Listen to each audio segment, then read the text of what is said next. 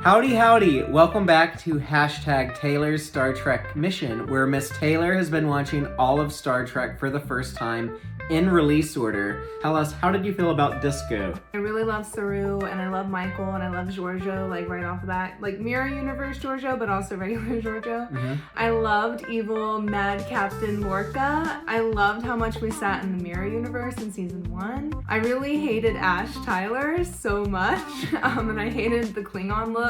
I was very confused, but they got a little better into season 2. I really liked the Red Angel stuff with Michael and Michael's mom. I did call it though. Like they even were kind of like trying to throw in her mom. Right, there was a mystery. There was a mystery on who was the Red Angel. Yeah, but like Michael is literally the name of an archangel in Catholicism. I was like, so obviously it's going to be her. And I loved that that launched us into the future, which I think is where the show like really like thrived. Like throwing them into like 930 years in the future was kind of like 7 of 9 joining Voyager.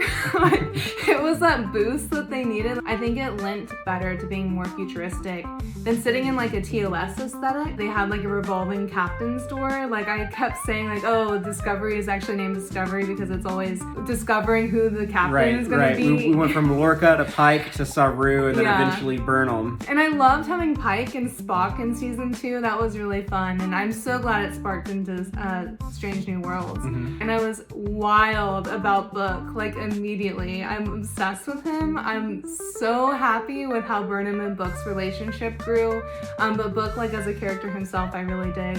Oh, I loved having Captain Saru in season 3, and then kind of like figuring out like the burn situation, which I think it was kind of like not as cool of a resolution as I wanted.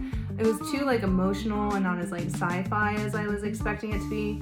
But I do love that we got Saru's stepdaddy after. With Su'Kal. Yeah, with Su'Kal. That launched into season 4. We got Captain Michael, which I had been rooting for her the whole 4 seasons to finally get in the captain's chair. And I love her catchphrase, "Let's fly." That was such a wonderful, I squealed like a little girl. I was so excited that was her catchphrase. Saru getting to be like an ambassador and a counselor for Kaminar, and working a lot with Tarina, which I love that romance built up really naturally and beautiful. I love that. The DMA thing was a little boring, kind of like another burn. Like, how do we get the Federation to join together? Like, oh, we'll just like create this massive galactic catastrophe.